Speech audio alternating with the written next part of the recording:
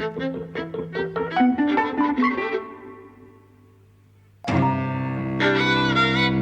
and welcome to Eavesdropping at the Movies. I'm Mike. And I'm Jose. And we're talking about Aquaman today. Which we've just come back from. Which is a DC Extended Universe, or Cinematic Universe thing. He's a fish man. Well, he's the king of the calamari. This is the one I've been, sort of dreading in a way, because how can you take a fish man seriously? But what he is played by Jason Momoa.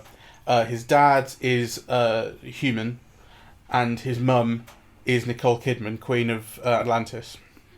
Atlantis, turns out, is real and underwater and all the rest of it. And she can breathe underwater and have various powers. And he is the biracial product of the Union. She, when he's very, very young, is sort of taken back to Atlantis. She's escaped a kind of arranged marriage and all this sort of thing. She's taken back there. And so he feels the loss of his mum quite keenly. But he doesn't really have a relationship with the water. He can sort of talk to fishes, which he discovers when he's about 7. And he swims very well, and he's very strong, and he saves people's lives, but he doesn't have a relationship with Atlantis.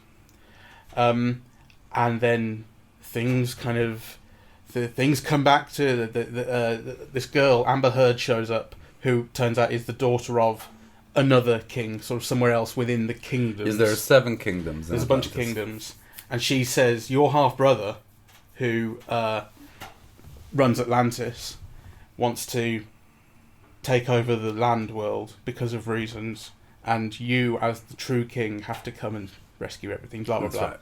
Right. So I really liked it. I had a really good time.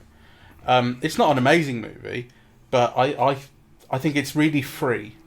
I think DC has kind of been trying to work out what its identity is, while Marvel has had a pretty tight idea of what it's doing. DC's kind of been jumping around. Does it go serious? Does it go light? Back and forth? This is on the much lighter end. And I think the fact that it's a film that isn't really related to anything else, doesn't work hard to connect itself to the rest of the universe, and goes, we're underwater, we can do what we like, gives it an awful lot of freedom. I had more mixed feelings than you. I mean, I was bored in several instances, and I thought some of the battle sequences, were just unexciting and unspectacular and really too busy.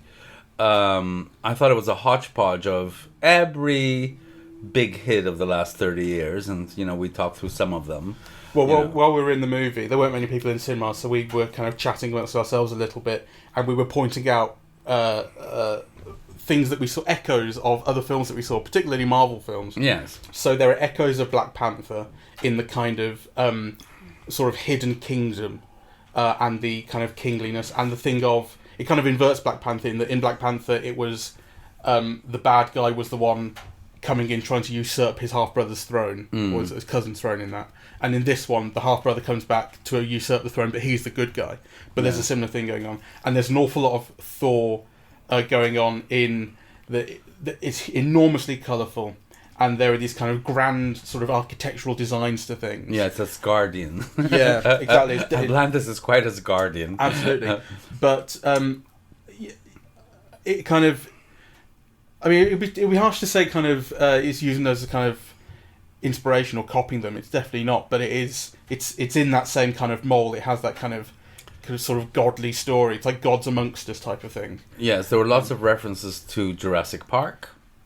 Well, I wouldn't say lots. I mean, there were dinosaurs. There's a whole section of the film that's kind of in a Jurassic Park type place with dinosaurs. That's going too far. It's when they get to the centre of the Earth. Spoilers. They get to the centre of the Earth, and it turns out that Aquaman's mum didn't die. They thought that she died, but actually she was exiled and expected to die, but she managed to survive.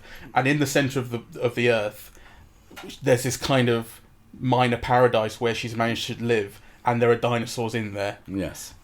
Which is, a little bit Jurassic Parky. But that was when we were in the thing of going, we were noticing everything. Because then there's a giant monster a little bit later on who we was like, well, that's definitely Godzilla. Yes. So we were also in a mode of, just taking it a bit too far. Well, but not really, because I think it is, in many ways, it is quite a derivative film. Yeah. So, I mean, let's kind of put it in perspective, right? It is fun. I really understand why it's been such a huge financial success, right? But it's not quite good.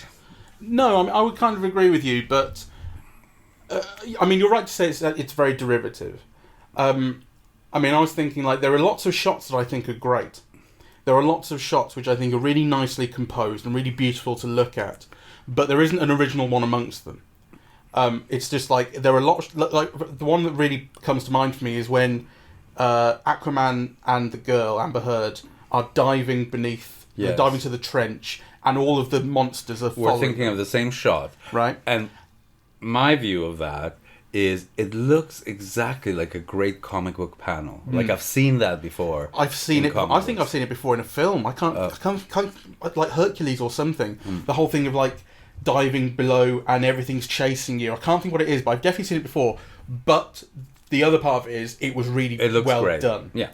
So that's what the film is kind of full of. And to be fair to the film, I think there are many, many things that are well done. And again, it's almost like, you know, the below the line people are fantastic. Like the design of it, and actually in a way the conceptualization of it. I was thinking how brilliant it was to see these people talking with their hair constantly moving, you know, because they're underwater. Yeah. And how difficult it must have been to achieve that, because, you know, it's not just that one little bit of someone's head waves. It's like the whole thing seems like as it would be if you were underwater. Yeah. And that must be some kind of extraordinary achievement, actually.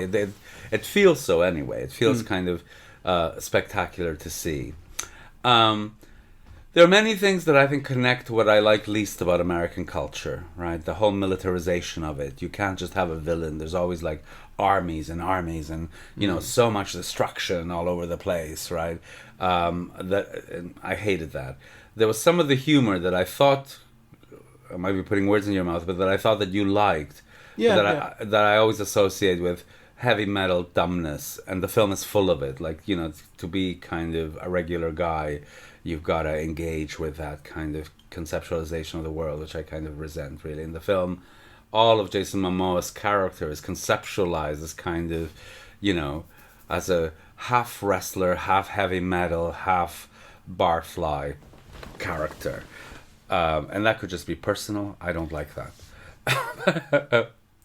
Well, you're right. I mean, you're right that that's how it's conceptualized, but then I think like the point of it is to kind of undermine that a little bit later on. There was about a minute of the film that you left. I guess you went to the loo or something. And in that minute, it's where he's chatting to Amber Heard as they're about to go into that trench and try and get this trident, and he says to her like, "We should give up." You know, it's made very explicit. He says in dialogue, "I've spent my entire life believing that I'm being trained to think that the way to solve problems is by punching them," basically, he says. And this entire time, I've been getting my ass kicked. And I think it's time to give up, basically, is what he's saying. And he kind of starts to engage with a kind of, a sort of softer, kind of more nuanced view of things. I think what's one thing that's interesting about the film, despite it being an action movie and full of action scenes and fights, is that there is this undercurrent the whole time that says fighting is the worst way to solve a problem. You know, so particularly I'm thinking of when he gets to the room where the trident is and he's going to have to fight this enormous sea creature that guards it. And he tries to, and it's just batting him away. He's got no chance.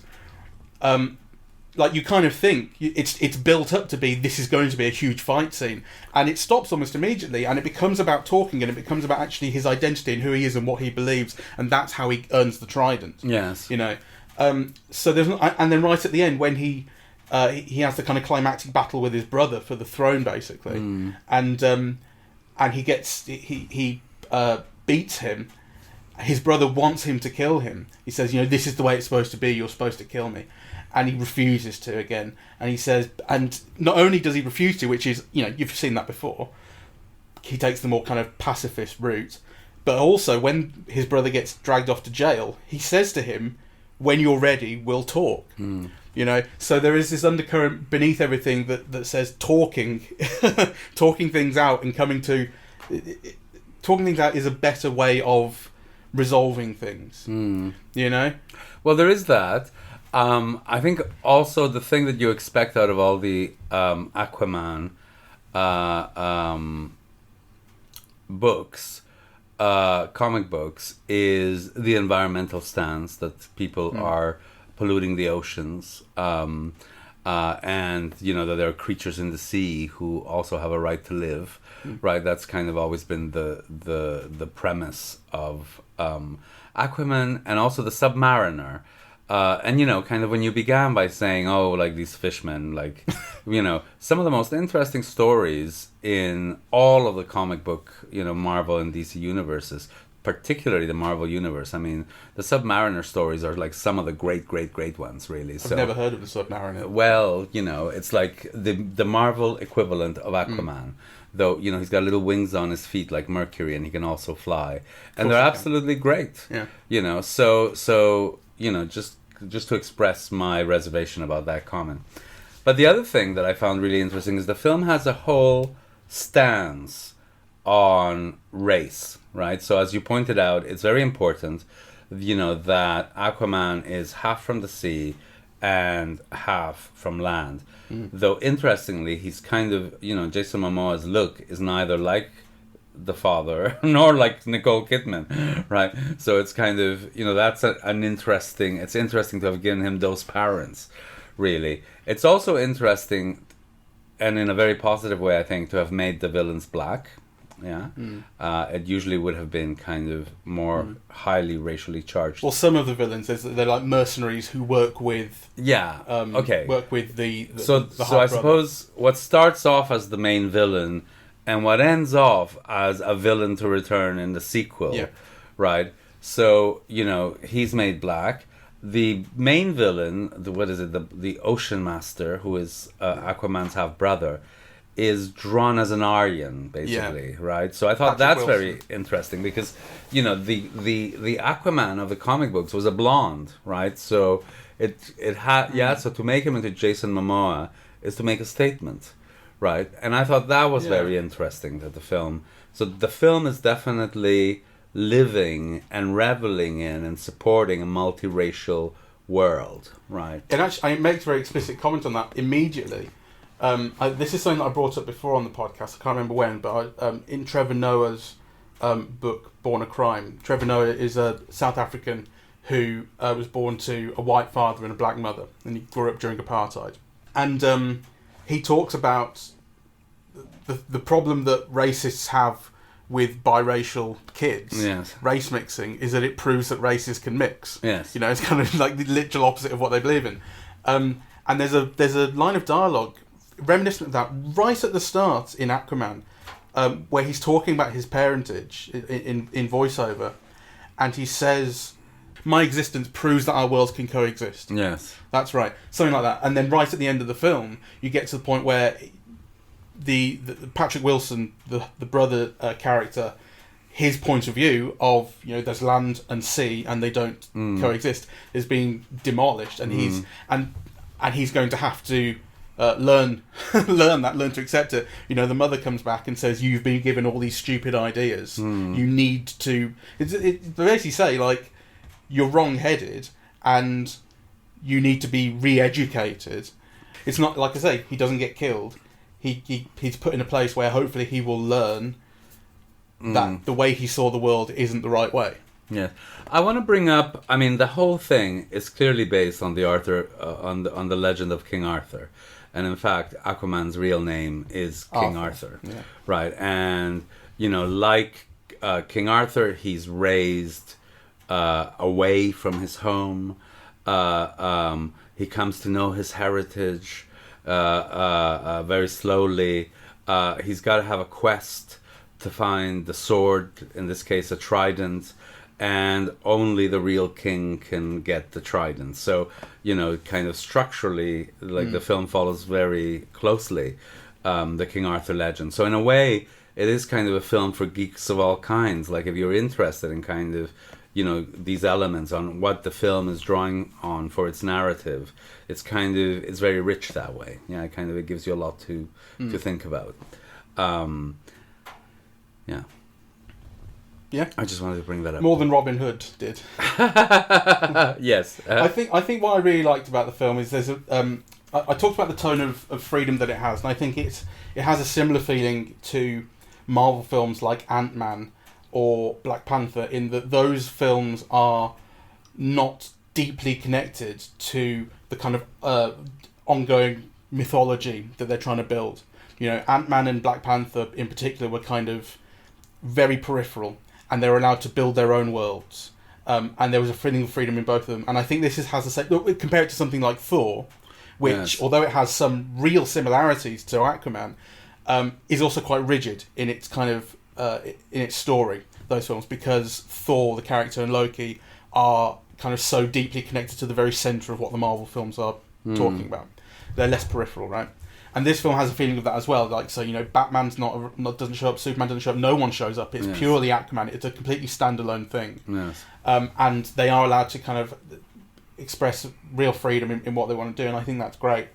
And the sense of tone that it has, again, I mentioned, like, DC's been trying to find its tone for a while, and it's come under a lot of criticism because it's just... If it gets too serious, people don't like it, and then if it gets too light, people go, well, it's just trying to be Marvel. Yeah. And this, I think, was really successful. I think the moment that you kind of either get its tone or don't is very early on, where in a meeting of two of the underwater kingdoms, one side is riding giant seahorses that kind of whinny and bray, and the other side is riding giant sort of weaponized great white sharks, and these two sides are sort of standing off each other, and right there you go, this is silly. Okay, it's kind of it's sort of serious. Like you're not meant to be. It's not a joke on. You're meant to be taken seriously that they are kingdoms, but it's also being expressed in a kind of a silly way. There's a freedom to how it uses its underwater environments and that sort of thing, and I think that's when you start to get its tone, and then it constantly maintains this slightly silly tone throughout. There's kind of the designs. For instance, it has a gun that's given to the sort of mercenary pirate character that you fill with water, and then it turns water into energy beams, and it's just delivered in a line of dialogue. This is how this works, and it's quite silly. Like, I thought that's basically a super soaker, but like made sort of sci-fi. Well, I don't know. I mean, all of those things are delightful in the film, I think. It has an element of splash as well, with the girl coming to dry land and then that's right. Like figuring out that she tries to eat a flower at one point, and it's just like it's doing a lot of that as well. It is. I mean, I thought the moments of humor were clumsy, and they didn't all work. And I thought kind of those elements to me were a slight weakness. You could see that it was meant to be funny, but actually kind of I didn't find it so. So it might just be me, but actually that flower eating moment, yeah, no, that falls flat. I agree. The success of some of the humour is definitely up for discussion. I didn't find it all funny. I think you're right that a lot of it is clumsy and could be better executed. But the tone overall, I think, is very strong. I think the freedom that you mentioned is definitely a thing, and I also kind of just want to talk about, the look of the film, because actually from the very first shot, I thought this looks like an animated film. Like kind of not live action with CGI, but really just like an animated film. Yeah. And actually it was interesting because, I think the film, I don't know if it's developing like a new look or something, but there is that sense of, CGI so overtaking the live action that it does look like an animated film. And actually to the point where even the actors' faces have been CGI'd. So, you have a very young looking Nicole Kidman in some sections, a completely line-free Willem Dafoe in other sections, right? So it feels like even the faces have been, animated, or CGI'd, or whatever you call it. Yeah. So they've certainly been de-aged. And actually it didn't bother me as much as it did in the advertisement, because I don't know if you remember, but when we saw the trailer, kind of, it looked so terrible. I thought, oh, kind of, I've got to see this, but really, it looks terrible, really. And actually, when I saw it today, I didn't feel it looked as terrible as I thought. I actually thought it looked very interesting, and I thought it looked very interesting and very beautiful. Frankly, I mean, I think you're right that CGI is absolutely everywhere, and how could it not be? But it doesn't seem to be used kind of thoughtlessly. Like that, it's for one thing, it's enormously colourful. Certainly, when you get to Atlantis, kind of. They basically said, like, okay, so they looked at Thor Ragnarok and went, let's use all the colours that, and then they saw Black Panther and went, and make sure the main colour is purple. There's a lot of that, and there's a lot of kind of iridescent, fluorescent sort of underwater foliage and things, lighting things up. It's incredibly beautiful, and the way that the light kind of filters and refracts through water is constantly keeping things interesting visually and kind of active, and it's great. And the CGI, it doesn't head kind of realistic. There is a slightly cartoony aspect. I think sometimes the lighting on things seems a little bit flat in a way that kind of highlights. I don't want to say like fakeness, because that has negative connotations, but there are times when things look like they don't quite fit in the world. But it didn't seem to me to be like a mistake or kind of unfinished. That seemed to me to be the point, and that everything thus did kind of fit in a way. It was weird, and I can't quite explain it, but I really liked the look. I liked how it kind of privileged sort of visual excitement over trying to make things dour and realistic. Yes, I like that as well. The other thing that I really loved, actually, was seeing Willem Dafoe and Dolph Lundgren. Yeah. Right, whom I think it's kind of worth mentioning, because, of course, Dolph Lundgren, for most of his career, just had the reputation of being like this extraordinarily hunky, blonde muscle man, really, and terrible actor. And he's very good in this. Yeah. I thought he kind of, he was very casual and he carried it very well. I recognized him instantly, though I wasn't sure it was him. I spent an entire action scene trying to think of his name. Right. Yeah. The name is an issue. But actually, it was kind of really wonderful to see both him and Willem Dafoe in these roles. And kind of, I think they really added texture to the film that wasn't otherwise. Well, no, that's not true. The film is full of texturing and different elements, actually. I did find the pace. They bring a kind of wisdom to it, though. Like everyone else is basically young and impulsive in some way or other. Yes. And they bring, gravitas. They bring gravitas. Like Willem Dafoe is the vizier, the advisor who's been and he's the advisor to Patrick Wilson, who's also been secretly training Aquaman for years, knowing that he's the true king. And Dolph Lundgren is one of the kings of the other kingdoms, and Amber Heard's father. And he has this kind of, kind of going with Patrick Wilson, but constantly with one eye on him the whole time and ready to turn if he needs to, which I quite like. Can we talk a little bit about this king business? What is it about our culture at the moment, that kind of, everything is about blood and kings, Yeah, it's kind of, so extraordinary, really, because, kind of a lot of the comic book heroes got their start of just being ordinary people who had an extraordinary thing happen to them and transform their life, and then kind of they had to make decisions about kind of how to use what that transformation kind of brought up, but kind of they were normally ordinary people, or scientists or students, or even when they were like rich billionaires, they were people who ended up without powers or whatever, but kind of the Thors and Aquamans and Black Panthers. Yeah, it is kind of, what is it with our world now that is, underlining this aspect of royalty and hierarchies and, and the militarist dimension that kind of brings out as well. Yeah, kind of, the king is always in the midst of some kind of major military operation or war or formation or something. It's kind of... I think that what these films do, I mean, it's partly that they're doing... These are just some of the entire range of characters, so these are going to be the films that deal with those ideas. These are what these characters are. I think one of the things that the films do, or at least attempt to do, and I think have some interesting things going on in them. Is there's talk of in this film, for instance, of obligation. You know, like the thing with Amber Heard coming in, who's a princess.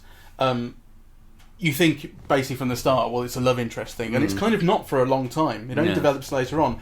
At the start, it's all about we have to save the place, and I don't really want to do stuff, but I have an obligation to. You know, which I think is interesting, because that's the obligation that you get with other superheroes is, it comes down to, with great power comes great responsibility. Like, I've been given this now, I have to use it responsibly. And if I don't, then that's a kind of moral decision that I've made. Whereas this is, I've been born into this. You know, so it's not power that I've been given, not in the same way, but it's a position. And there's my obligation. So, and the thing with Aquaman in particular, he doesn't want that obligation. You know, and part of his learning process is, I have to learn to engage with the position that I've been given as the true king. So, yeah, I think that's kind of interesting. But you're right that sort of the idea that some people are privileged, you know, there's only one true king and it's me because I have this birthright type of thing, is interesting. And in terms of like how that relates to sort of the way we think about things these days, I'm not sure. I mean, people are really into the royal family of late, you know, and there's all sorts of sort of TV dramas and films coming out about the British royal family in whatever, you know, kind of modern royal family or older variants of it. There is a kind of obsession with it. I mean, I haven't really seen a lot of them, you know, things like The Crown. Yes, I've seen it. It's very good. But, you know, it's interesting that kind of all of that is happening at the moment. I mean, I don't know what to make of it. I just kind of, you know, want to raise it as something worth thinking about. You know, what it means, I'm not sure. You know, how widespread it is, or, you know, I'm not sure, and how it compares to other things. It's just something that comes to mind. Yeah, I suppose something that is interesting to point out is that in these films, I'm going to think particularly about Thor and Black Panther and Aquaman, is although they do contain some ideas of, you know, what does it mean to be a king and what does these obligations mean and that sort of thing, there's never a question of the system is never in question.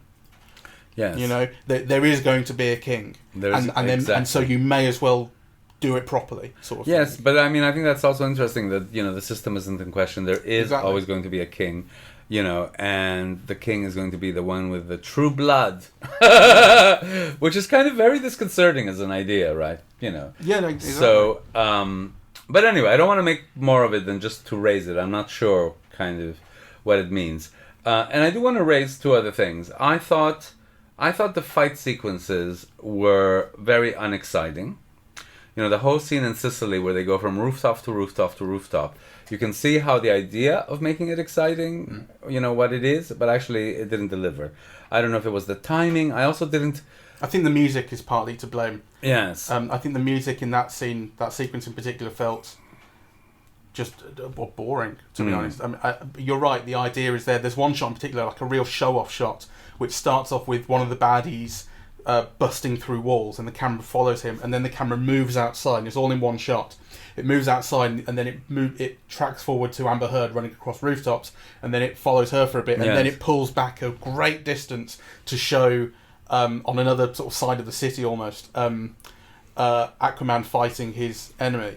So it's a kind of great show-off shot, and it looks fantastic, but it does feel like a flat moment in a flat scene. Yes. On the other hand, there are a couple of action scenes that I really, really enjoyed. The first one, in the lighthouse, where the sort of 5 or 6 Atlantis sort of troops come to take Nicole Kidman back, is done in this, again, like single take, obviously CGI and stuff, but single take. It's like the Burly Brawl from Matrix Revolution, Matrix Reloaded, if you remember, where he's fighting like 200 Agent Smiths all at once, and it's done in this amazing, moving, spinning, revolving shot, where he's fighting all these people off at once, and it's just like that, and I think it's really well orchestrated. There are action scenes that I thought, like in my own head, I thought this is really well orchestrated. So I don't think that everyone falls flat, and I don't think it's an issue of kind of not being able to see things that we talk about a lot. You know, I think you always get a really good sense of kind of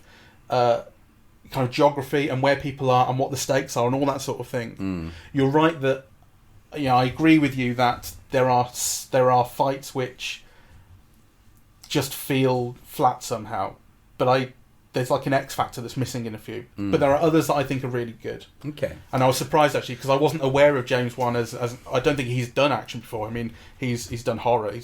Yeah, but the horrors are full of action though. In a way, but the way they orchestrate things is different. I don't think he's ever done scenes like this. Yes. He did Saw and he did things like The Conjuring and The Nun, which are very different.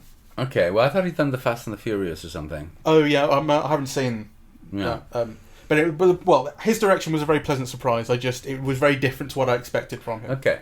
Well, to me, it wasn't so pleasant a surprise. I mean, I thought, there are a lot of aspects of the film that could be improved. Yeah. However, that said, it was much more enjoyable than I expected it to be on the basis of the trailer. I didn't like the fight scenes. I didn't like some of the visualization of some of the spectacle. So, for example, there's that whole scene where Ocean Master sends all these waves, and so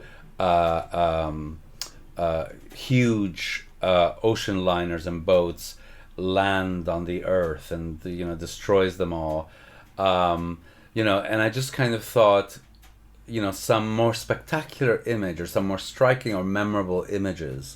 Like you needed it as a payoff, right? Like what you actually see is almost unworthy of the concept, right? And yet you have these mammoth boats, on True. land, right? So on the other hand, you do have the visuals of the waves chasing down the truck they're trying to escape from, and those shots I like those shots in that sequence. Well, yes, I mean, kind of, it's not a disaster. I'm not saying it's horrible, but I'm just saying, it's one of those things that you see this film and you say, okay, it was very enjoyable, but it has these under-realized ideas, that there's still kind of, elements missing that would have, made it a much better film than it is. Yeah, maybe so. But I liked its feeling and I liked its sort of, like I say, tone. I think the tone is really strong, and when you get underwater and things start getting really colourful and silly, like the giant seahorses, it's fantastic. The whole crab things towards the end. The crab things are great. So yes, like why don't we just have a fight where we have like 1 million crabs? Yes. And a giant lobster thing. And there were many things. Like giant lobster Godzilla. I like the Pinocchio thing as well, so it's full of references and knitting in all of these quotations from pop culture, from a long time ago to the present, actually, from King Arthur to the latest Thor.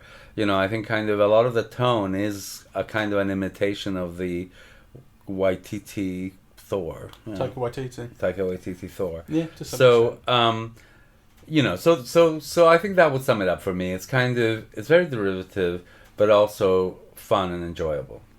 Kind of antipodean, because Taika Waititi's from New Zealand and James Wan is from Australia. Yeah. So they have a sort of, who cares?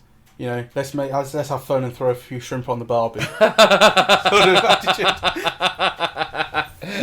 Well, that's a very good summing up. Yeah. So I recommend it. Yeah, I recommend it too. I had a really good time, and I think Lower Expectations, which for me this film definitely had, because I think for one thing people just don't really expect much of DC to begin with. On the second hand, I wasn't impressed by the trailer or that sort of thing. On the third hand, I just wasn't impressed by the idea of Aquaman. It's like a man who can control the fish. Ooh. Yes. but it it comes together, and I had a really good time. So. All right. So thank you very much for listening. We are eavesdropping at the movies. We're on iTunes, SoundCloud, and YouTube, Facebook and Twitter, and eavesdroppingatthemovies.com is our website. Thank you very much for listening. Cheerio. Bye bye.